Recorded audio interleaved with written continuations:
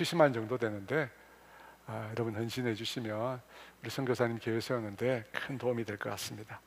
하나님 말씀 같이 보겠습니다. 느헤미야 2장 1절에서 10절 말씀입니다. 느헤미야 2장 1절에서 10절 말씀, 저와 여러분이 한 목소리로 다 함께 읽도록 하겠습니다. 읽습니다. 아닥사스다 왕 제20년 니산월에 왕 앞에 포도주가 있기로 내가 그 포도주를 왕에게 드렸는데 이전에는 내가 왕 앞에서 수심이 없었더니 왕이 내게 이르시되 내가 병이었거늘 어찌하여 얼굴에 수심이 있느냐, 이는 필연 내 마음에 근심이 있음이로다 하더라. 그때 내가 크게 두려워하여 왕께 대답하되 왕은 완세수를 하옵소서. 내 조상들의 묘실이 있는 성읍이 이제까지 황폐하고 성문이 불탔사오니 내가 어찌 얼굴에 수심이 없사오리까 하니 왕이 내게 이르시되 그러면 내가 무엇을 원하느냐 하시기로 내가 곧 하늘의 하나님께 묵도하고 왕에게 아뢰되 왕이 만일 좋게 여기시고 종이 왕의 목전에서 은혜를 얻었사오면 나를 유다 땅 나의 조상들이 묘실이 있는 성읍에 보내어 그 성을 건축하게 하옵소서 하였는데 그때에 왕후도 왕 곁에 앉아 있었더라. 왕이 내게 이르시되 내가 몇 날에 다녀올 길이며 어느 때에 돌아오겠느냐 하고 왕이 나를 보내기를 좋게 여기시기로 내가 기한을 정하고 내가 또 왕에게 아뢰되 왕이 만일 좋게 여기시거든 강석조 총독들에게 내리시는 조서를 내게 주사 그들이 나를 용납하여 유대에 들어가기까지 통과하게 하고 또 왕의 삼림 감독 아삽에게 조서를 내리사 그가 성전에 속한 영문의 문과 성곽과 내가 들어갈 집을 위하여 들보로 쓸 제목을 내게 주게 하옵소서 하매 내 하나님의 선한 손이 나를 도우심으로 왕이 허락하고 군대 장관과 마병을 보내어 나와 함께 하게 하시기로 내가 강서쪽에 있는 총독들에게 이르러 왕의 조서를 전하였더니 호른 사람 산발락과 종이었던 암몬 사람 도비아가 이스라엘 자손을 흥왕하게 하는 사람이 왔다 함을 듣고 심히 근심하더라. 아멘. 오늘 예배를 위하여 여러분들이 성금을 위해서 함께 기도합니다. 하나님 아버지 감사합니다. 오늘 이곳으로 우리의 걸음을 인도해 주셔서 감사합니다. 하나님 이 시간 우리가 주님의 말씀을 듣고 주님을 온전히 예배하기를 원합니다. 주의 성령님 우리 가운데 우리 각 사람 가운데 임재하여 주시기를 원합니다. 각 사람 심령 가운데 임재하여 주셔서 하나님 우리가 예배 드리는데 우리가 방해받지 않도록 주님 도와주시옵소서. 우리의 마음이 다른 많은 것들로 염려하고 걱정하고 불안해하지 않게 하여 주시옵소서. 그 모든 것들 내려놓고 온전히 주님께만 집중하여 예배할 수 있도록 주의 성령님 우리를 붙들어 주시옵소서. 사탄의 미혹을 끊어주시고 온전히 주의 은혜와 말씀이 우리의 심령 가운데 새겨지고 우리의 심령 가운데 부어지는 그런 은혜가 있도록 성령님 도와주시옵소서. 주님 이 시간 또한 주 앞에 나오면서 주께서 주신 물질 주님의 그 심을 고백하며 물질의 경배를 올려드립니다. 우리 사랑하는 성도들이 주의 몸된 교회에 드린 이 물질의 헌신을 주님이 기억하여 주시옵소서. 감사함으로 기쁨으로 또 교회를 위하여 또 선교사님을 위하여 드린 손길들마다 하나님이 축복하여 주시옵소서.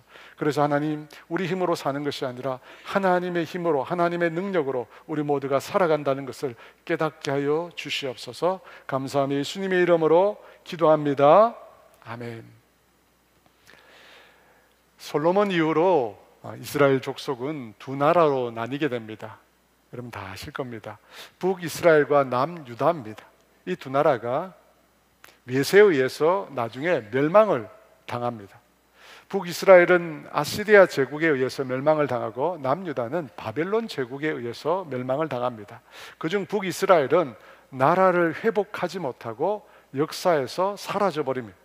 반면에 남유다는 바벨론과 페르시아의 70년간의 포로 생활을 마치고 난 다음에 다시 그 나라를 재건하게 됩니다. 어떻게 유다를 다시 재건할 수 있었을까요? 포로로 잡혀갔던 자들과 그 후손들이 예루살렘으로 귀환하면서 그 일이 이루어지게 됩니다. 바벨론 제국이 멸망할 당시 수많은 귀족들과 백성들이 세 차례에 걸쳐서 바벨론으로 포로로 잡혀갔습니다. 그런데 공교롭게도 포로에서 예루살렘으로 귀환하는 일도 세 차례에 걸쳐서 이루어집니다. 1차 때는 페르시아 왕 고레스 왕 때 이루어집니다. 그때 돌아온 백성들이 예루살렘에 하나님의 성전을 다시 세웁니다. 그리고 그때로부터 80년이 지난 후, 80년입니다. 두 번째 포로 귀환이 이루어집니다. 그리고 곧 이어서 마지막 세 번째 포로 귀환이 이루어집니다. 마지막으로 이루어질 때가 주전 445년경입니다. 그 마지막 포로 귀환 때 사람들을 이끌고 예루살렘으로 돌아온 인물이 있는데, 그가 바로 오늘 본문에 나오는 느헤미야입니다. 그가 돌아와서 어떤 일을 했느냐면 예루살렘 성벽을 복원합니다. 눈에 보이는 예루살렘이라고 하는 성을 재건함으로 유다를 다시 재건했다고 할 수 있습니다. 여러분, 성전을 다시 세우는 것만으로는 충분하지 않습니다. 성벽을 쌓고 유다의 수도였던 예루살렘을 다시 세워야 합니다. 여러분, 그것 없이는 유다를 재건할 수 했다고 할 수 없습니다. 느헤미야 말씀에 보면 이 성벽을 재건한 이후에 이 예루살렘에 엄청난 영적인 회복과 부흥이 일어나게 됩니다. 그런데 이 느헤미야가 예루살렘 성벽을 재건하기 이전에도 그와 동일한 일을 하려고 했던 적이 있었습니다. 주전 446년, 그러니까 느헤미야가 성벽을 재건하기 1년 전에 포로로 귀환해 있던 이스라엘 백성들이 예루살렘 성을 재건하려고 했습니다. 그런데 그때 강력한 반대에 부딪히게 됩니다. 당시 유다를 대적했던 자들이 있습니다. 오늘 10절에 보면 호른 사람 산발락과 또 종이었던 암몬 사람 도비아가 나오는데, 이런 무리들이 유다를 대적했습니다. 그리고 그들은 페르시아 왕에게 고발을 합니다. 예루살렘은 반역의 역사가 있는 도시라고 음해를 하면서 성벽 공사 중단을 요구합니다. 결국 왕은 강제로 그 공사를 중단하라고 명령을 내리게 됩니다. 여러분, 그런 상황인데 느헤미야가 다시 왕에게 예루살렘 성벽을 재건하겠다고 합니다. 페르시아 왕에게. 그런데 그 일이 받아들여져서 주전 445년에 느헤미야가 예루살렘으로 돌아옵니다. 그리고 돌아온 이후에 52일 만에 예루살렘 성벽 건축 및 중수를 끝마치게 됩니다. 한번 페르시아 왕에 의해서 공사가 중단되었던 예루살렘 성벽 재건이 느헤미야라고 하는 인물을 통해서 다시 재개된 것입니다. 여러분, 어떻게 그 일이 가능할까요? 그 내용을 살펴보면서 하나님은 어떤 사람을 찾으시고 어떤 사람을 통해서 어떻게 당신의 일을 이루어가는지를 우리가 함께 묵상하려고 합니다. 이 느헤미야라고 하는 이름의 뜻은 하나님께서, 여호와께서 위로하셨다라는 뜻입니다. 그 이름 그대로 느헤미야는 이스라엘 백성에게 하나님의 위로가 되는 사람이었습니다. 당시 느헤미야는 이 페르시아 제국, 당대 최강국이었던 페르시아 제국에서 아주 높은 고위 관직에 있었습니다. 성경에는 술관원이라고 나오는데 그가 하는 일이 뭐냐면 왕에게 바치는 술과 음료를 시중드는 일입니다. 특별히 그 왕에게 바치는 그 술잔에 독이 있는지를 확인하는 그런 일들을 맡고 있었습니다. 그러니까 굉장히 위험한 일입니다. 제가 사극에 보니까, 얼마 전에 사극한 거 보니까 왕이 자신이 먹는 음식을 가르쳐 먼저 기미해 보라, 그런 말 하대. 기미해 보라. 이 음식에 독을 탔는지를 확인해 보라는 것입니다. 그리고 그런 일을 하는 사람을 기미상궁이라고 그렇게 하더라고요. 이 페르시아 술관원이었던 느헤미야도 마찬가지입니다. 그런 일을 했습니다. 다만 술을 맛보는 정도가 아니라 그는 왕의 안전을 책임지는 사람이었습니다. 왕의 가장 신뢰하는 사람으로 그도 왕이 거하는 왕궁 내실에 근무를 했습니다. 왕에 가까운 위치에 있으면서 왕의 신변을 보호하고 왕이 하는 말을 듣고 또 왕에게 그 입으로 말을 전할 수 있는 아주 영향력이 큰 위치에 있는 사람이었습니다. 여러분, 그 사람이 느헤미야입니다. 근데 여러분, 느헤미야는 남유다에서 포로로 잡혀간 사람의 후손입니다. 그런 그가 중근동에서 가장 큰 나라인 페르시아에서, 그것도 왕의 술관원이라고 하는 아주 높은 신분을 얻게 되었습니다. 그리고 그곳에서 남부럽지 않는 호화로운 생활을 영위하고 있었습니다. 그런 느헤미야에게 유다 땅에서 일어난 아주 개탄스러운 소식이 한 가지 들려옵니다. 무슨 소식입니까? 유다와 예루살렘에 남아있는 사람들이 환난을 당했다는 것입니다. 큰 능욕을 당했다는 것입니다. 그리고 예루살렘 성은 허물어지고 그 성문은 불탔다는 소식을 느헤미야가 듣습니다. 포로에서 돌아온 백성들이, 여러분, 포로에서 돌아온 백성들이 예루살렘 성벽을 재건하려고 했습니다. 그런데 유다의 대적들이 그것을 고발했습니다. 그리고 왕은 성벽 재건을 중단하라고 얘기했습니다. 여러분, 그 일을 빌미로 이 유다의 대적들이 예루살렘을 쳐들어간 것입니다. 쳐들어가서 예루살렘에 있는 모든 시설물들을 다 파괴한 것입니다. 그 소식을 느헤미야가 들었다는 것입니다. 그가 그 소식을 듣고 어떤 반응을 보였을까요? 느헤미야 1장 4절 말씀인데요, 우리 같이 읽어봅니다. 내가 이 말을 듣고 앉아서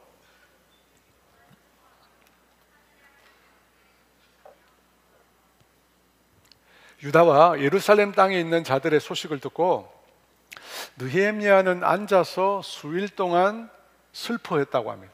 그리고 하늘의 하나님께 금식하며 기도했다고 합니다.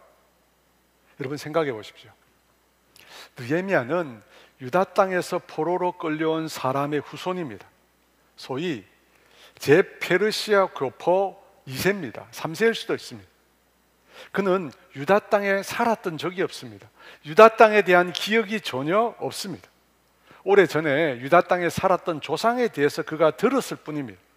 그리고 지금 그는 페르시아 땅에서 출세해서 왕궁에서 승승장구의 삶을 살고 있습니다.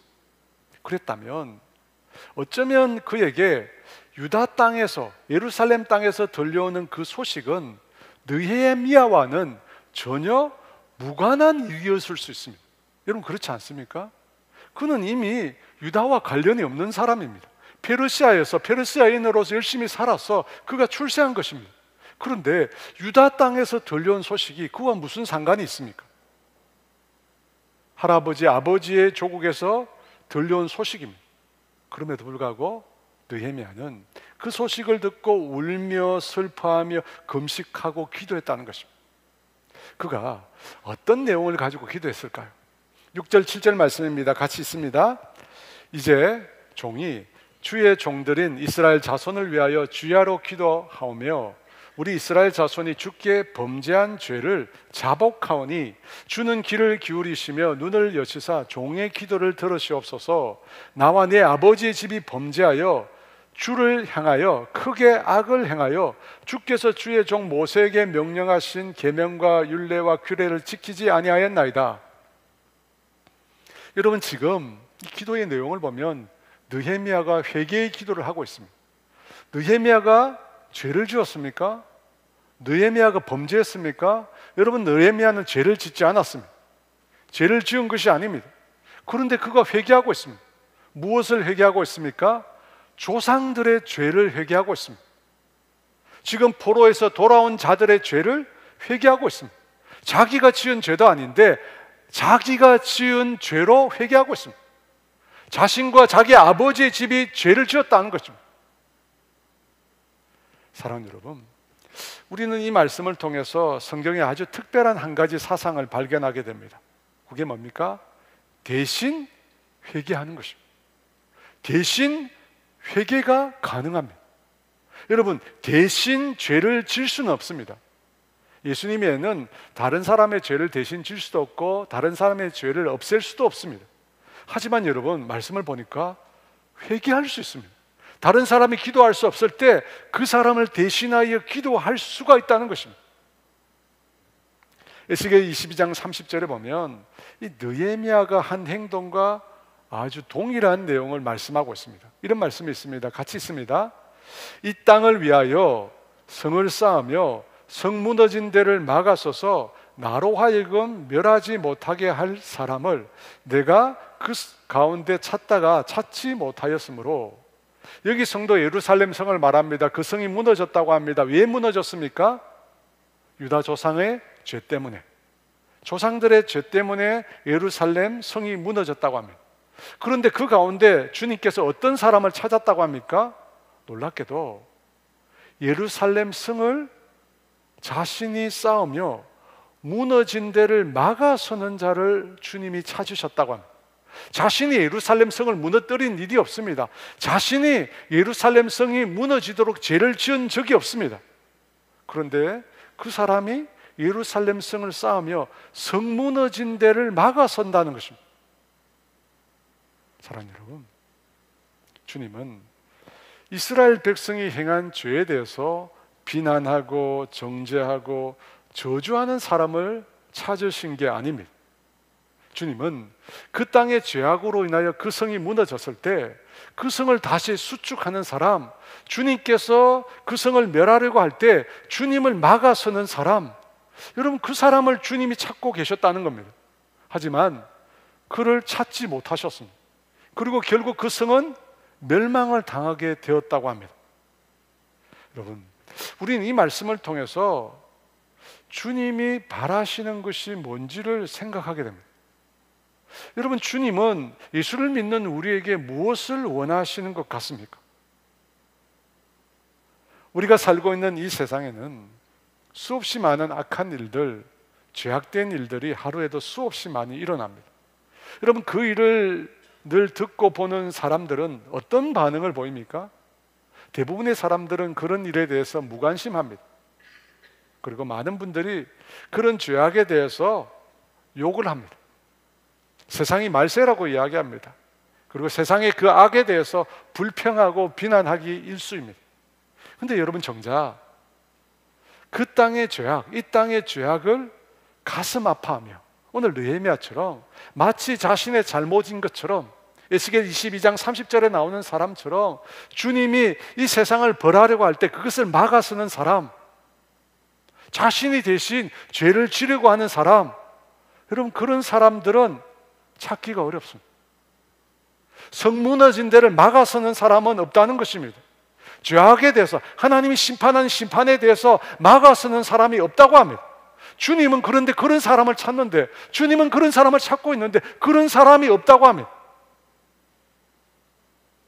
사랑하는 여러분, 이 세상이 죄악으로 가득한 것은 어제 오늘의 문제가 아닙니다. 세상과 인생은 처음부터 그랬습니다. 항상 그랬습니다. 아담 이후로 인류와 세상은 항상 죄악으로 가득 차 있었습니다. 단 한 번도 이 세상이 의로웠던 적은 없습니다. 그래서 여러분, 중요한 게 뭐냐, 이 타락한 세상과 죄인들 사이에서 하나님을 막아서는 자의 존재가 필요한 것입니다. 사랑하는 여러분, 소돔과 고모라의 멸망에 앞서서 주님이 누구를 찾으셨습니까? 주님은 의인을 찾으셨습니다. 의인 10명을 찾으셨습니다. 하지만 의인 10명을 찾지 못해서 그 성을 멸망시키셨습니다. 주님께서는 소돔과 고모라가 얼마나 더러운지, 소돔과 고모라가 얼마나 악한지를 덜추어내신 게 아닙니다. 그 땅을 정화시킬, 그 땅을 새롭게 할 의인을 찾으셨다는 겁니다. 하지만 찾을 수가 없었기에 그 성을 멸망시키신 것입니다. 그러므로 사랑하는 여러분, 우리는 주님이 도대체 무엇을 보는지를 분명히 깨달아야 합니다. 주님이 도대체 어떤 사람을 지금 찾고 계시는지를 알아야 합니다. 주님은 당신의 심판을 막아서는 자를 찾고 계십니다. 여러분, 주님은 그걸 보면 심판을 원치 않으세요. 죄악이 있기 때문에 심판해야겠지만 주님의 마음은 심판이 아닙니다. 그래서 심판을 원치 않아서 그 주님의 심판을 막아서는 그 주님의 마음을 아는 자를 찾고 계신 것입니다. 예루살렘 성이 무너지고 성문이 불탔다는 소식을 듣고 느헤미야는 앉아서 울면서 수일 동안 슬퍼했습니다. 그리고 하늘의 하나님께 금식하며 기도했습니다.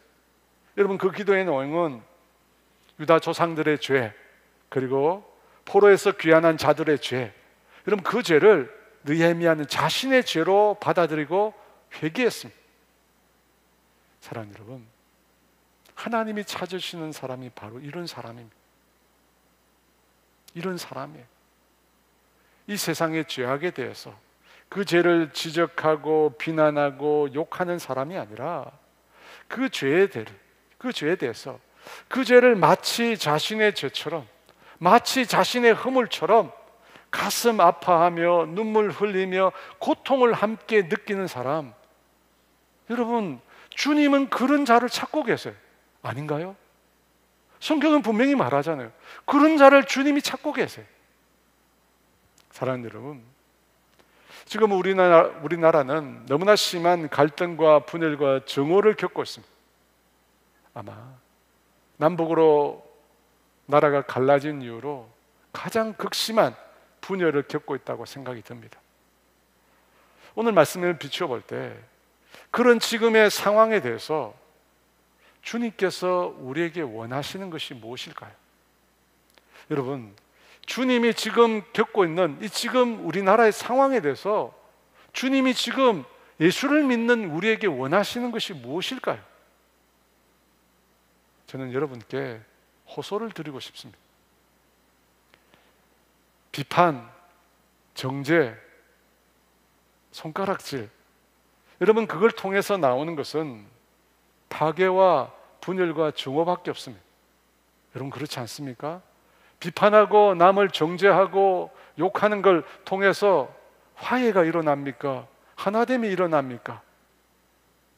용서가 일어납니까? 아닙니다. 송아지 우상을 만들었던 이스라엘에 대해서 모세가 한 말을 여러분 기억하십시오. 그는 우상 숭배의 죄악을 신랄하게 지적했습니다. 잘못을 지적했습니다. 하지만 그것이 전부였습니까? 아닙니다. 모세는 하나님 앞에 이렇게 기도했습니다. 출애굽기 32장 31, 32절 말씀입니다. 같이 있습니다. 모세가 여호와께로 다시 나아가 여짜오되 슬프도소이다. 이 백성이 자기들을 위하여 금신을 만들어 싸우니 큰 죄를 범하였나이다. 그러나 이제 그들의 죄를 사하시옵소서. 그렇지 아니하시오면 원하건대 주께서 기록하신 책에서 내 이름을 지워버려 주옵소서. 모세는 백성을 대신해서 하나님 앞에 죄를 회개했습니다. 자신의 이름을 주님의 책에서 지우는 한이 있더라도 그 백성의 죄를 용서해 달라고 간절히 간구했습니다. 저는 이 민족을 향해서 예수를 믿는 우리가 가져야 될 태도도 동일하다고 생각합니다. 여러분, 이 민족에 허물이 많습니다. 이 민족의 죄악이 큽니다. 말로 다 할 수 없는 수없은 많은 비리와 잘못과 악들이 가득합니다. 악들이 가득합니다. 여러분, 그 앞에서 주님은 이 민족의 상황을 먼저 아파하는 사람을 찾고 계십니다. 먼저 아파하는 사람을 찾고 계십니다. 그 일을 지적하고 그 일에 대해서 분노하고 그 일에 대해서 손가락질하고 그 일에 대해서 저주하는 사람이 아니라 먼저 그 문제를 두고 회개하는 사람을 찾고 계십니다. 먼저 그 문제를 두고 자신의 죄처럼 아파하면서 회개하는 사람을 찾는다는 것입니다. 예수를 믿는 자라면, 예수님을 따르고 있는 자라면 정죄에 앞서서 우리는 회개해. 이 민족이 분열하고 있고 이 민족이 서로에게 상처를 주고 이 민족이 서로에게 저주하고 하는 이 상황에 두고 우리는 주님의 마음을 가지고 아파할 수 있어야 합니다. 주님은 느헤미야에게서 그 마음을 보셨어요. 그래서 당신의 성 예루살렘을 재건하는 일에 그를 사용하신 것입니다. 느헤미야가 주님의 마음을 가졌기에 그를 사용하셨습니다. 그리고 그를 사용하신 또 한 가지 이유가 있습니다. 2장 1절 말씀입니다. 같이 있습니다. 아닥사스다 왕 제20년 니산월에 왕 앞에 포도주가 있기로 내가 그 포도주를 왕에게 드렸는데 이전에는 내가 왕 앞에서 수심이 없었더니 아닥사스다라는 왕이 나옵니다. 일반 역사에서는 이 왕을 아르타크세르크세스라고 부릅니다. 에스더스에서 나왔던 크세르크세스의 아들입니다. 그 아르타크세르크세스 제20년 기스르월에 느헤미야가 예루살렘에 관한 소식을 들었습니다. 기스르월은 우리 달력으로 하면 11월 중순부터 12월 중순까지입니다. 그런데 느헤미야가 그 다음 왕 앞에 포도주가 있어서 그걸 왕에게 드렸습니다. 여러분, 그때는 아르타크세르크세스 제20년 니산월이라고 합니다. 니산월은 3에서 4월을 말합니다. 그러니까 여러분, 처음 예루살렘에 대한 소식을 들었을 때부터 4개월이 지난 시점입니다. 4개월이 지난 시점이에요. 근데 그날 평소에 왕에게 포도주를 드릴 때는 느헤미야의 얼굴에 수심이 없었습니다. 당연히 수심이 있으면 안 됩니다. 그런데 니사노의 포도주를 드릴 때는 평소와 달랐습니다. 수심이 가득했다고 합니다. 2절 말씀입니다. 같이 있습니다. 왕이 내게 이르시되 내가 병이 없거늘 어찌하여 얼굴에 수심이 있느냐? 이는 필연 내 마음에 근심이 있음이로다 하더라. 그때 내가 크게 두려워하여 느헤미야는 왕 앞에 있습니다. 수심이 가득한 얼굴로 서 있었습니다. 그걸 왕이 알아차고 내 얼굴에 수심이 있다, 내 마음에, 내가 병이 없는데 내 마음에 분명히 걱정이 있다, 근심이 있다고 말합니다. 그 말을 듣고 느헤미야가 크게 두려워했습니다. 여러분, 왜 두려워했습니까? 지금 느헤미야가 누구 앞에 서 있습니까? 왕 앞에 서 있어요. 페르시아, 절대 권력을 가지고 있는 페르시아 왕 앞에 서 있습니다. 페르시아 왕궁 법도에 보면 왕궁에서 왕을 수종드는 사람은 왕의 심기를 살피고 그를 즐겁게 해줘야 할 책임이 있습니다. 왕의 심기를 즐겁게 해줘야 됩니다. 그런데 느헤미야는 슬픈 얼굴을 하고 왕의 심기를 불편하게 만들었습니다. 여러분, 이런 경우 어떻게 됩니까? 절대 왕정, 하늘의 신이라 불리는 왕정을 가지고 있습니다. 여러분, 이런 일을 행하면 중벌에 처해 줄 수 있습니다. 중벌에 처해 줄 수 있습니다. 그런데 왜 느헤미야가 그토록 고심했습니까? 왜 근심했습니까? 자기가 지금 왕에게 하고 싶은 말이 있어요. 근데 그 자기가 지금 원하는 그 말을 하면 당장에 왕의 노여움을 살 수 있습니다. 왜 그렇습니까? 1년 전에 예루살렘 성을 재건하려고 했던 유다 백성의 반역 시도를 왕이 알고 있습니다. 이 대적전의 상소를 듣고 예루살렘 성 재건을 왕이 중단시켰습니다. 중단시킨 거예요. 분명 왕의 측근 중에는 이 포로에서 귀환한 자들이 행한 그 일에 대해서 악한 감정을 가진 자들이 있었을 것입니다. 그렇잖아요, 여러분. 상황이 그렇게 복잡한, 그런데 그 복잡한 상황이 얼굴에 드러난 거예요. 왕에게 들킨 것입니다. 그래서 느헤미야가 크게 두려워했다고 합니다. 크게 두려워했어요. 사랑하는 여러분, 사람이 보통 이 두렵고 불안한 상황에 내몰리게 되면 보통 어떤 반응을 보입니까? 오늘 느헤미야가 겪는 것처럼 이런 급박한 상황, 위협적인 상황에 사람이 내몰리게 되면 사람은 본능적으로 거짓된 변명을 합니다. 자기가 아닌 사람인 것처럼 행동을 하게 됩니다. 여러분, 그렇지 않습니까? 전혀 부끄러운 일을 하지 않았음에도 누가 강압적으로 추궁하면 거짓말을 하게 되는 것이 우리의 본성입니다. 그런데 여러분, 느헤미야는 달랐습니다. 두려움은 있었지만 느헤미야가 달랐습니다. 왜, 어떻게 그가 다를 수 있었을까요? 우리 4절 말씀 다시 한번 읽어볼까요?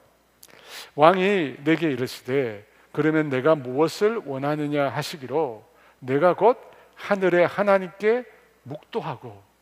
여러분, 느헤미야는 달랐습니다. 그가 다를 수 있었던 이유는 성경에서 기도라고 이야기합니다. 왕이 질문하는 너에게 너의 심기가 불편한 것 같다, 너가 무슨 걱정이 있는 것 같다, 왕이 질문한 그 위협적인 상황에서 느헤미야는 어떤 행동을 합니까? 내가 곧 하늘의 하나님께 묵도했다. 그 긴박한 순간에 느헤미야가 기도했다는 겁니다. 여러분, 이 기도를 일명 화살 기도라고. 여러분, 사람은 긴박한 상황에 처하면 누구든지 본능적으로 행동할 수밖에 없습니다. 그런데 거의 본능적으로 행동할 수밖에 없는 상황에서 놀랍게도 느헤미야는 하늘의 하나님을 묵도하고 기도했습니다. 여러분, 그 순간에 어떻게 기도할 수 있습니까? 왕 앞인데 너무나 위협받고 너무나 긴박한 그 순간에, 그 짧은 순간에 바로 대답을 해야 되잖아요. 근데 하늘의 하나님을 묵도하고 기도한 다음에 그가 반응을 보입니다. 여러분, 이렇게 할 수 있는 것은 느헤미야가 수없이 반복적으로 기도했다는 거예요. 수없이 반복적으로 기도했던 결과입니다. 여러분, 그렇지 않고는 그 상황에서 기도한다는 것은 거의 불가능합니다. 여러분, 그렇지 않습니까? 여러분, 화재가 나고 사고가 나면 대부분의 사람들은 자기 목숨을 지키기 위해서 그 자리를 피합니다. 화재가 났어요. 사고가 났어요. 함께 타고 있던 자기 부인도 잊어버리고 아이들도 잊어버리고 자기 살고자 튀어나갑니다. 그러고 나서 정신 차리잖아요. 여러분, 그게 본성이에요. 위기의 순간에 나타난 것이 인간의 본성입니다. 그런데 화재의 순간, 재난의 순간에 그 현장에 뛰어드는 사람이 있어요. 여러분, 누굽니까? 119 구급대원이에요. 여러분, 그들은 왜 화재의 순간, 재난의 순간에 그 현장으로 뛰어듭니까? 그렇게 평소에 훈련되었기 때문에. 평소에 재난 상황을 끊임없이 연습하면서 훈련을 받았기에 그 현장이 발발했을 때 도망가는 것이 아니라 그 현장 속에 뛰어 들어가는 것입니다. 여러분, 끊임없이 반복해서 나의 본성이 된 것을 가리켜 습관이라고 말합니다. 오랫동안 되풀이해서 반복해서 마치 내 몸에 입은 규칙처럼 된 것을 습관이라고 말을 합니다. 느헤미야가 왕 앞에 섰을 때 왕은 그의 얼굴에 수심이 가득한 것을 알아챘습니다. 어찌하여 내 얼굴에 수심이 있느냐? 왕이 묻습니다. 여러분, 그 순간 느헤미야의 몸은 굳어버렸어요. 굳어버렸어요. 아르타크세르크세스, 매우 관용적이었던 왕으로 알려져 있습니다. 여러분, 그렇다고 해서 신하의 입장에서 보면 그렇지 않잖아요. 신하의 입장에서 보면 왕은 너무나 두렵고 무서운 존재입니다. 왜냐하면 자기 목숨줄을 지니고 있어요. 까딱 말 한마디 잘못하면 그 순간에 목이 달아납니다. 여러분, 그 긴박한 순간인데 놀랍게도 느헤미야는 하늘의 하나님께 묵도합니다. 화살 기도를 해요. 어떻게 그 순간이 기도할 수 있습니까? 기도가 본능이 된 거예요. 기도가 느헤미야의 본성이 된 거예요. 앞서 느헤미야는 예루살렘의 소식을 들었습니다. 성이 불타고 사람들이 환난을 당하고 성문은 다 부서졌고, 그 소식을 듣고 울며 슬퍼하며 수일 동안 슬퍼하며 금식하며 하나님께 기도했습니다. 그리고 여러분, 4개월이 흘렀습니다. 그 후에 왕 앞에 선 거예요. 여러분, 그 4개월 동안 느헤미야가 뭘 했을까요? 수일 동안 슬퍼하며 금식하며 기도하면서 수일로 끝났을까요? 아니면 그 4개월을 그는 계속 기도했을까요? 여러분, 생각해 보십시오. 왕 앞에 크게 두려워할 수밖에 없는 그 긴박한 순간에도 하늘의 하나님을 묵다고 기도했다고 합니다. 여러분, 그걸 보면 느헤미야가 보낸 그 4개월의 시간 동안 느헤미야는 기도를 습관화했습니다. 기도를 자기 몸의 규칙으로 만든 것입니다. 그래서 그 긴박한 순간에 기도할 수가 있었습니다. 사랑하는 여러분, 기도는 우리의 습관이어야 합니다. 기도는 우리의 본성이 되어야 합니다. 그렇게 기도를 습관으로 본성으로 삼은 사람만이 가장 긴박한 순간에 기도할 수 있습니다. 가장 긴박한 순간에도 기도할 수 있고 하나님의 도우심을 받을 수 있습니다. 그렇지 않습니까? 여러분, 예수님은 어떤 기도하는 삶을 사셨습니까? 누가복음 22장 39절에 이렇게 말씀합니다. 같이 읽어볼까요? 예수께서 나가사 습관을 따라 감람산에 가심에 제자들도 따라갔더니, 습관을 따라 감람산에 가셨습니다. 무엇하러 가셨습니까? 기도하러 가셨습니다. 기도하는 삶이 예수님의 습관이었습니다. 다니엘은 어떻게 기도했습니까? 다니엘서 6장 10절 말씀 있습니다. 다니엘이 이 조서에 왕의 도장이 찍힌 것을 알고도 자기 집에 돌아가서는 윗방에 올라가 예루살렘을 향한 창문을 열고 전에 하던 대로 하루 3번씩 무릎을 꿇고 기도하며 그의 하나님께 감사하였더라. 여러분, 다니엘의 상황이 지금 느헤미야의 상황과 아주 유사합니다. 근데 다니엘이 어떻게 합니까? 집으로 돌아와서 전에 하던 대로 기도했습니다. 긴박한 순간에도 기도했습니다. 전에도 기도했기 때문입니다. 사랑하는 여러분, 사람은 습관대로 삽니다.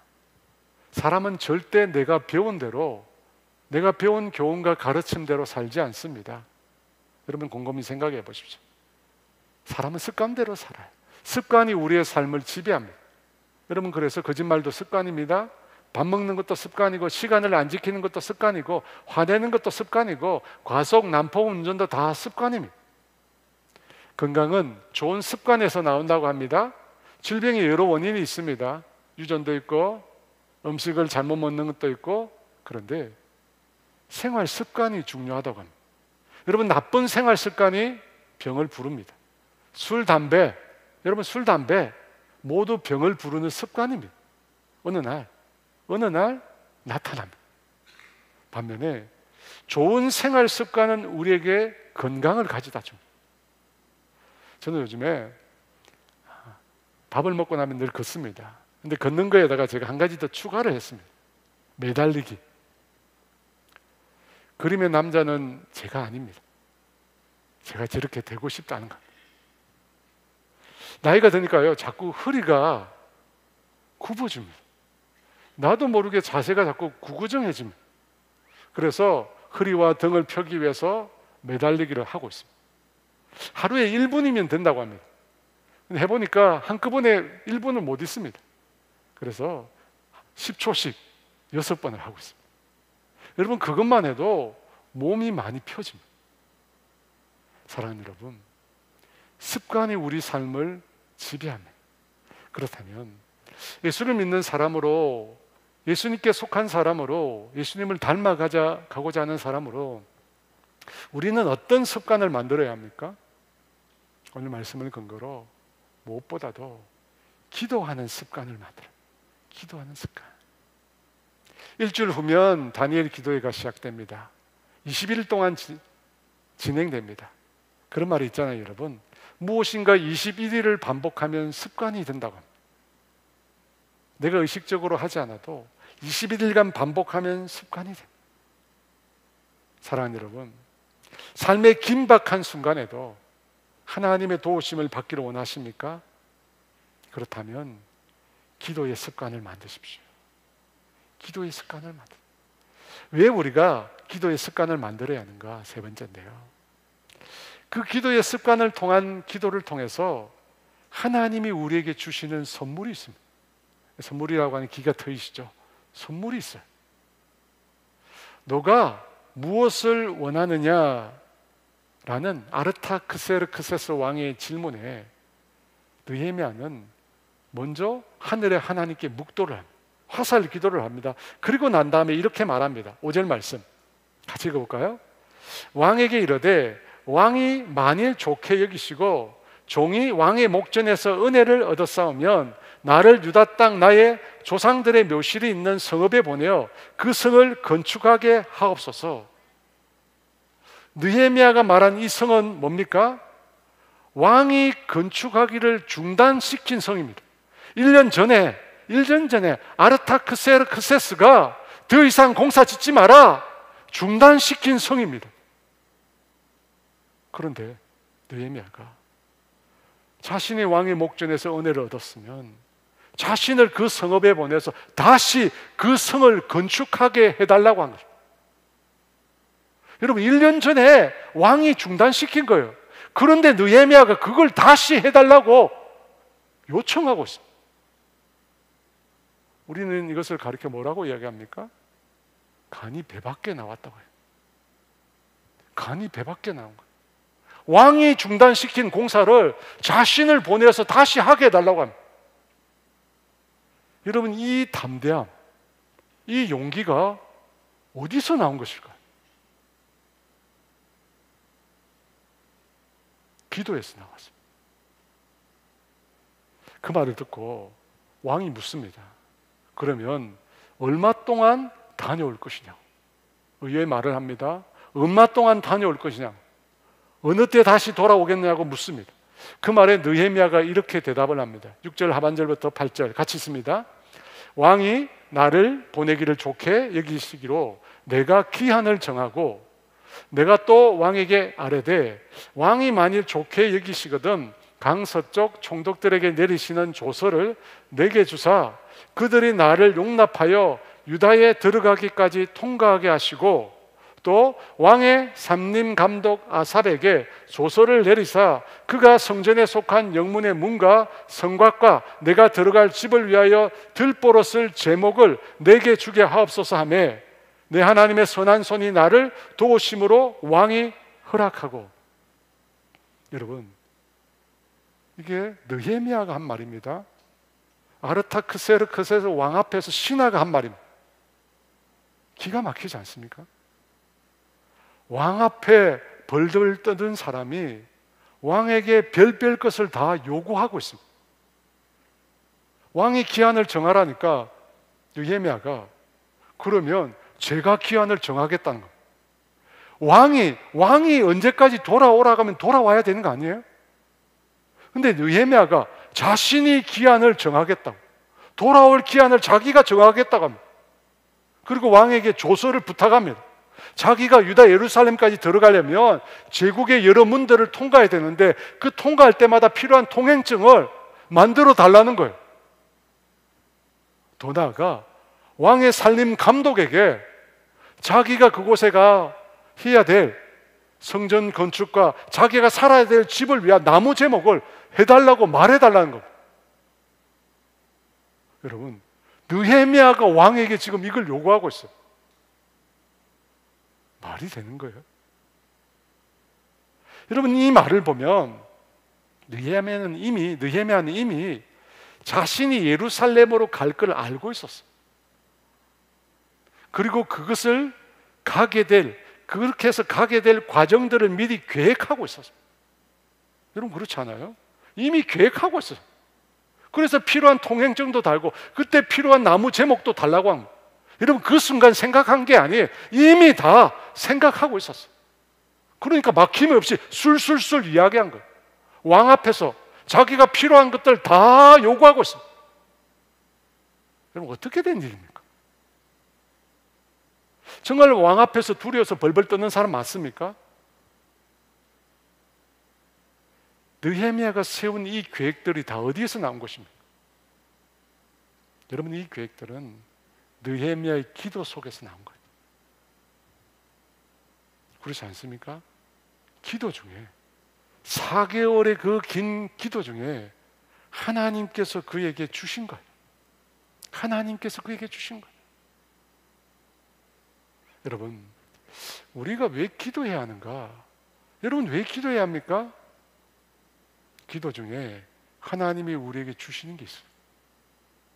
하나님이 기도 중에 우리에게 주시는 게 있습니다. 지난주 말씀에 모르드게가 에스더 왕비를 찾아왔습니다. 유다 민족이 다 말살당할 위기에 처했다고 하면 자신의 잘못 때문이죠. 그러면서 에스더에게 이런 말을 합니다.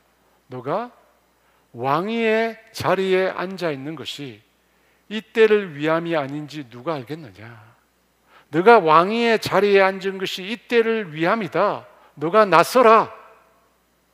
그 말을 듣고 에스더 왕후가 3일의 시간을 요청합니다. 여러분, 그 시간은 기도의 시간이었습니다. 그 3일 동안 금식하고 기도한 이후에 에스더가 어떻게 합니까? 왕 앞으로 담대히 나갑니다. 여러분, 왕이 그 금규를 내밀지 않으면 여왕이라도 왕 앞에 나가면 안 됩니다. 나가면 중벌을 받을 수 있습니다. 그럼에도 담대하게 에스더가 그 앞으로 나갔습니다. 담대하게 나갔어요. 3일 기도한 이후에. 그뿐입니까? 놀랍게도 에스더는 그 잔치 자리에서 왕이 펼쳐준 그 잔치 자리에서 왕과 하만에게 자신의 잔치 자리에 와달라고 초대를 합니다. 여러분, 지금 유다 민족이 죽게 되었어요. 왕 앞에 나아가서 자신의 민족이 죽게 되었다고, 왕이시여, 하만의 계략 때문에 우리 민족이 죽게 되었다고, 얼마나 급합니까? 얼마나 지금 급한 상황입니까? 근데 그 말을 하지 않아요. 대신에 뭐라고 이야기하냐면 왕과 하만을 자신이 연 잔치 자리에 와달라고 초대를 합니다. 여러분, 그 초대는 하만으로 하여금 방심하게 만듭니다. 왕과 자신만이 왕비의 잔치 자리에 초대를 받았다는 사실에 하만은 온 가족에게 그 사실을 알리면서 자랑을 합니다. 그러면서 들뜬 마음에 분별력을 잃어버리게 됩니다. 여러분, 그 다음에 어떻게 합니까? 드디어 잔치를 연 에스더는 그 잔치 자리에서 왕에게 자신과 자신의 민족의 상황에 대해서 이야기합니다. 자기 민족이 죽게 되었다. 내 민족이 죽게 되었다. 하만이 나와 내 민족을 죽이려 한다고 그 자리에서 얘기합니다.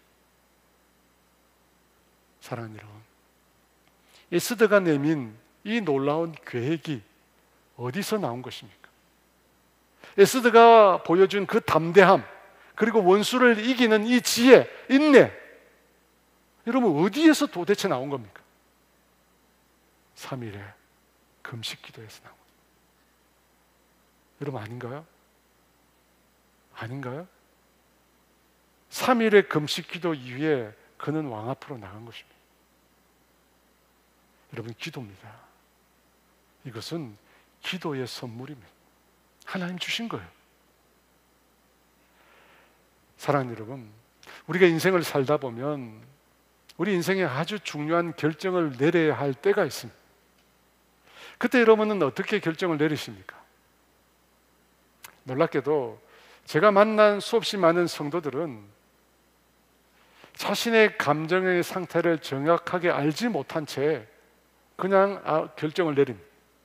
자신이 감정적으로 정서적으로 불안한 상태임에도 불구하고 그냥 마음이 끌리는 대로 그냥 결정을 내려버립니다.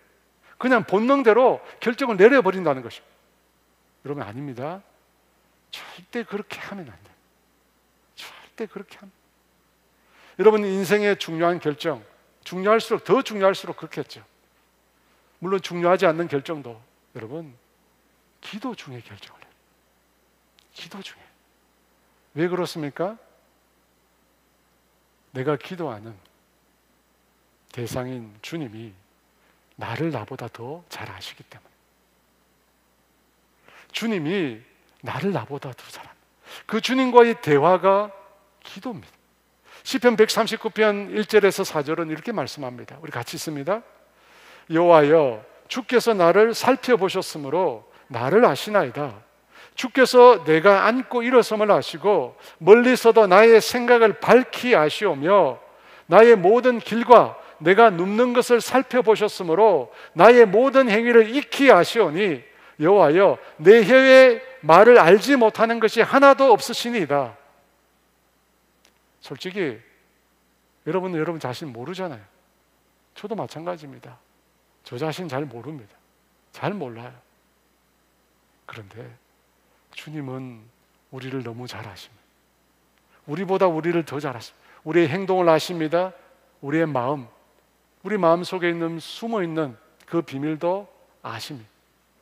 우리의 길, 우리의 미래도 아십니다. 모르는 것들이 아무것도 없습니다.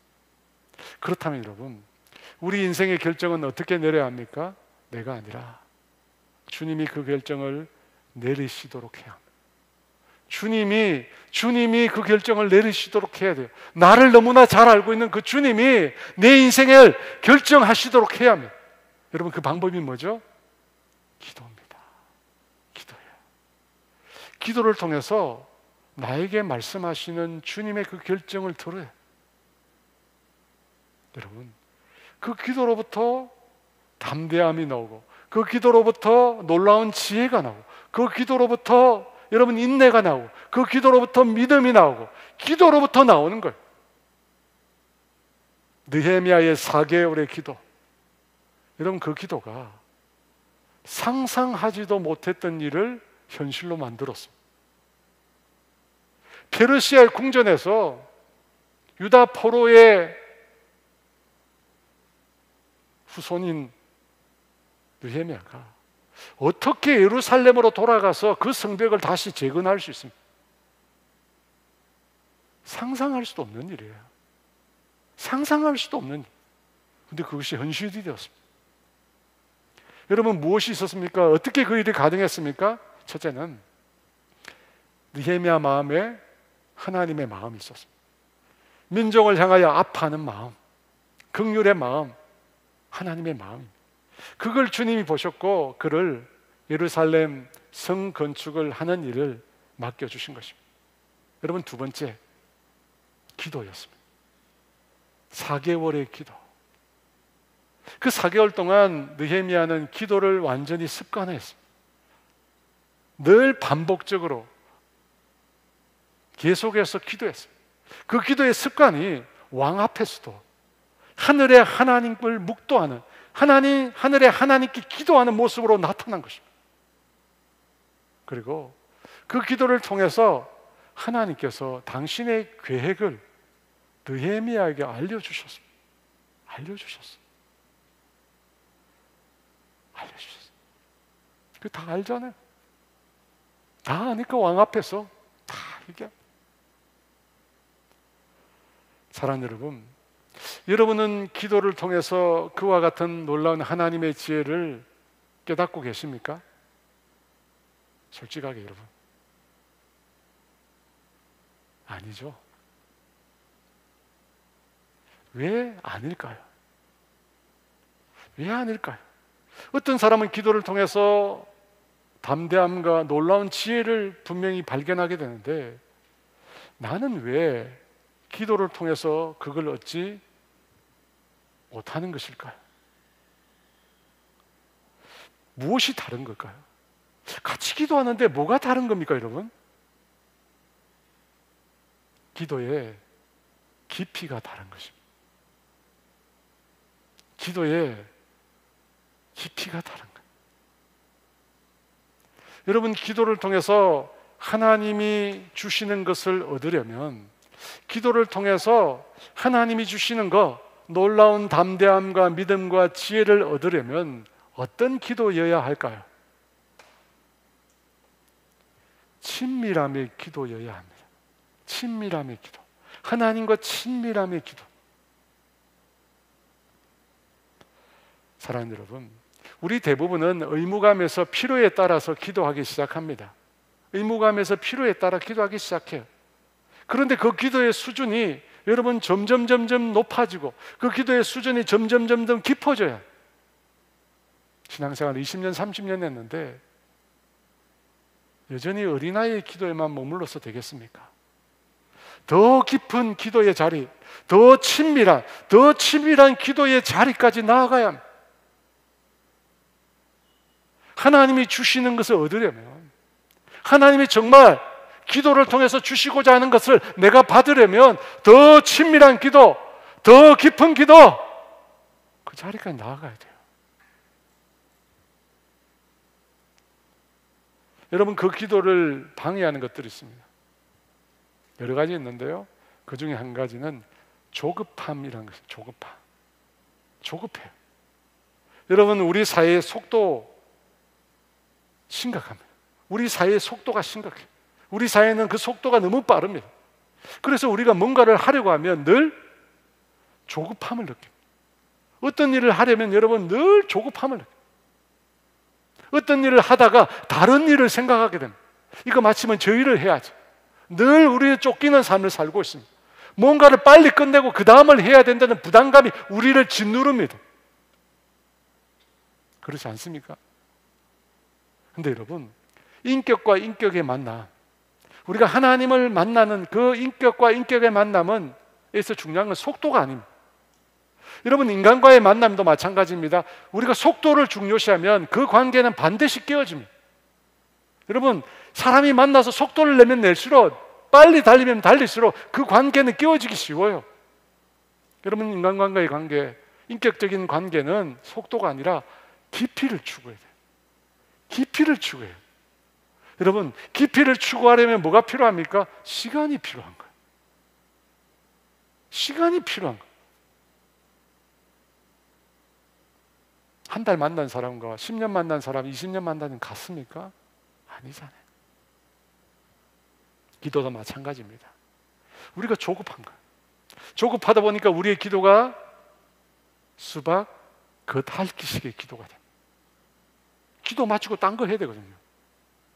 기도 마치고 딴 거 해야 되거든요. 제가 지난주에 제일 회개를 많이 한 부분이 이 부분입니다. 제가 매일 날짜마다 기도하는 중보 기도 제목이 있는데 마음이 급한 거야. 기도 제목이 많거든요. 갈수록 많아지잖아요. 갈수록 많아지는데 기도 제목이 많으니까 그 기도 제목을 빨리 읽고 기도를 넘깁니다. 기도를 빨리 끝내야겠다는 마음이 막 가득한 거예요. 조급한 거예요, 여러분. 정말 한 사람 한 사람 그 영혼이 깊이 주님께 닿도록, 정말 이 사람을 위하여 기도할 때 주님이 주시는 그 음성을 들어야 할 정도로 기도가 깊이 들어가야 하는데 그냥 스쳐 지나가는 거예요. 그냥 기도를 던지는 거예요. 하나님 이렇게 해주세요, 하나님 저렇게 해주세요. 그런 일을 반복하는 거예요.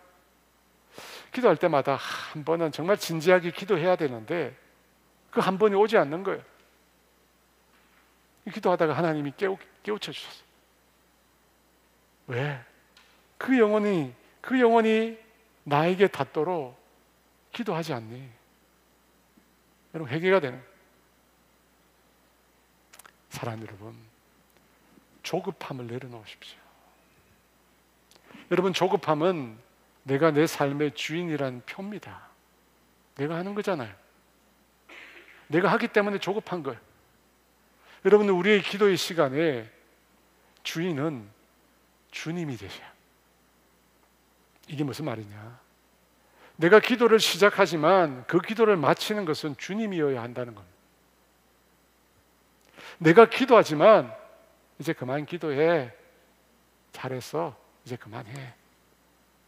그렇게 기도의 문을 닫는 분은 주님이셔야. 사랑하는 여러분, 만일 여러분이 이렇게 기도할 수 있다면, 주님이 내 기도의 문을 닫는 그런 주님이 주인된 기도를 하게 된다면 여러분은 놀라운 일을 보게 될 것입니다. 느헤미야가 그랬잖아요. 에스더가 그랬잖아요. 그 기도의 끝에 놀라운 일이 이루어졌습니다. 내가 시작한 그 기도, 주님이 그 기도의 시간을 닫을 때까지 한다면 여러분이 상상하지 못한 일들이 현실이 되는 걸 보게 될 것입니다. 제가 경험했기에 여러분이 말씀드릴 수 있습니다. 우리는 스스로 기도의 문을 닫습니다. 조급한 마음에 다른 일을 하려고 기도를 닫습니다. 그래서 주님이 주시는 것을 받지 못합니다. 주님이 주시는 것을 듣지 못합니다. 사랑하는 여러분, 인격의 관계에서는 깊이가 중요합니다. 깊이를 추구하십시오. 속도를 추구하지 마십시오. 여러분, 많이 말했다고 응답받는 거 아니라고 하시잖아요. 깊이 교제해야, 나의 시간을 온전히 들여서 깊이 교제해야 얻을 수 있습니다. 얻을 수 있어요. 선물이 있습니다. 그와 같은 깊은 기도의 은혜를 누리시는 저와 여러분 되시기를 주의 이름으로 축원합니다. 나의 기도하는 것보다라는 찬양이 있는데 이 찬양 들으며 주 앞에 함께 나아가겠습니다. 나의 기도하는 것보다 더 응답하신 하나님, 나의 생각하는 것보다 더욱 이루신 하나님, 우리 가운데 역사하신 능력대로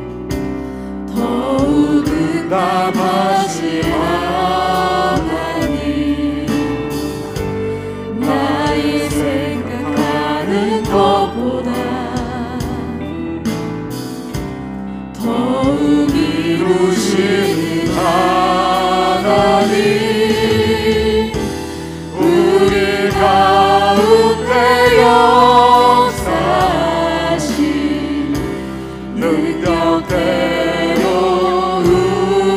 우리들의 간구함을 넘치도록 능히 하신 주님께 모든 영광과 존귀 찬양과 경배 돌릴지어다. 모든 영광과 존귀 찬양과 경배를 돌릴지어다.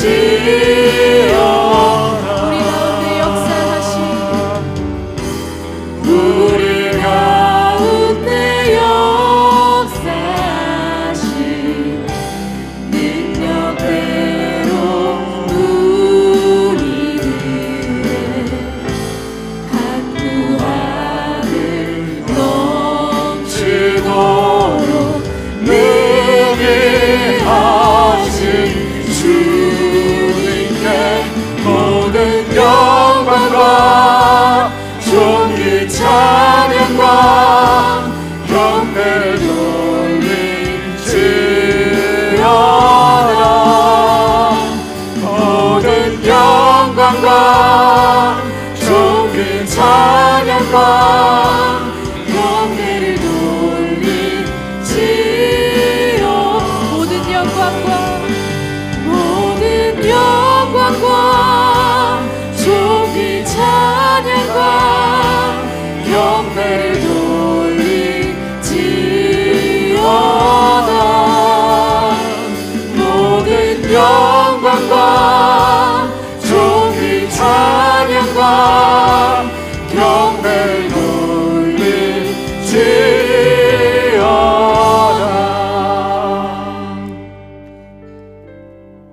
사랑하는 여러분, 성경이 하는 많은 약속 중 가장 많이 되풀이하는 약속은 뭡니까? 기도하면 된다는 거 아니에요. 기도하면 응답한다는 거 아닙니까? 기도하면 하나님이 일하신다는 거 아닙니까? 왜 안 돼? 여러분, 왜 안 되는 겁니까? 사랑하는 여러분, 저는 늘 기도를 강조합니다. 제가 예수를 믿은 지 37년이 되었습니다. 목회자로 사역한 지 25년이 되었습니다. 그 시간 동안 제가 내린 결론은 기도입니다. 기도예요. 저와 여러분 특별한 분들도 있겠지만 우리 모두는 평범한 사람입니다. 너무 평범한 사람입니다. 특별한 능력, 특별한 은사 없는 사람입니다. 그런 우리가 하나님의 도구가 되고 하나님의 쓰심이 되고 우리를 통해서 하나님의 일하심을 발견하는 거, 기도입니다. 기도입니다. 여러분 어떤 마음으로 기도해야 합니까? 하나님의 마음이에요. 하나님의 마음, 이 세상을 향한 하나님의 마음, 그 아파하는 마음, 그 마음으로 우리가 기도해요. 어떤 기도를 해야 합니까? 본성이 된 기도, 기도의 습관이 된 기도. 여러분, 그 기도가 긴박한 순간에서 기도할 수 있게 만듭니다. 여러분, 그 기도 속에서 우리는 주님의 선물을 얻습니다. 여러분, 느헤미야 말이 돼요? 여러분, 말이 안 되잖아요. 느헤미야가 어떻게 왕 앞에 이런 얘기 합니까? 자기가 기한 정하겠대요. 왕은 조서 보내달라는 겁니다. 통행증 달라는 겁니다. 왕이 살림 감독이 시켜서 제가 자신이 가야 되는데 필요한 거 보내달라는 거예요. 여러분, 신하가 이런 말 합니다. 가능해요? 무엇이 이걸 만들었습니까? 기도입니다. 기도. 4개월 동안 기도하면서 그는 하나님이 행하실 일을 보게 된 거예요. 하나님이 행하신 일을 보게 된 거예요. 여러분, 에서도 어떻게 민족이 멸망하게 되었는데 어떻게 그렇게 인내하며 담대하게 그 일을 감당할 수 있었어요? 3일의 기도, 금식하며. 여러분, 그 금식은 기도 응답을 받아내는 도구가 아닙니다. 그 금식은 하나님과 가까이 가는 금식입니다. 모든 걸 다 내려놓고 오직 하나님만 보겠다는 거예요. 사생결단입니다. 그 깊이의 기도, 그 친밀함의 기도, 그 기도가 불가능을 가능으로 만든 거예요. 상상을 현실로 만든 거예요. 사랑하는 여러분, 깊이 기도하셔야 돼요. 친밀하게 주님과 만나셔야 돼요. 조급함을 내려놓으세요. 기도 시간에 내가 주인 되지 마십시오. 주님이 가라는 데까지, 주님이 서라는 데까지 가십시오. 느헤미야처럼 우리의 삶 가운데 일하시는 주님 만나는 저와 여러분 되게 해달라고 우리 주 예수 같이 기도합니다. 주여